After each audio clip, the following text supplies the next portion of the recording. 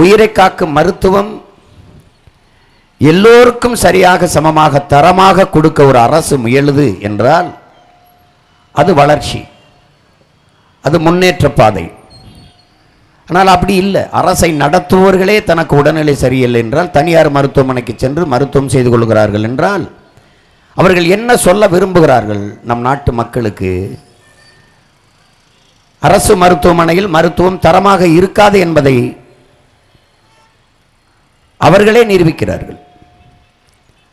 அப்படி என்றால் அந்த மருத்துவத்துறைக்கு, அந்த மருத்துவத்திற்கு ஒதுக்குகிற பணம் அத்தனை ஆயிரம் கோடி ஒதுக்குகிறார்களே, 22,000 கோடி கிட்டே ஒதுக்குகிறார்கள். ஒவ்வொரு ஆண்டும் ஒதுக்குகிற நிதியின் அளவு உயர்கிறதை ஒழிய மருத்துவத்தின் தரம் உயர மறுக்கிறதே ஏன்? இந்த கேள்வியை யார் எழுப்பி பார்ப்பது, யார் எழுப்பி கேட்பது? அப்ப பெரும் வசதி படைத்தவனுக்குத்தான் மருத்துவம் கிடைக்கும். வசதி இல்லாதவர்கள், அடித்தட்டு உழைக்கும் மக்களுக்கு உயிர்காக்கும் மருத்துவம் என்பது கனவாகி போய்விடும் என்றால் இது எப்படிப்பட்ட கட்டமைப்பு, எப்படிப்பட்ட போக்கு? இதை அறிவு சமூகம், என் அன்பு சொந்தங்கள் ஆழ்ந்து சிந்திக்கணும்.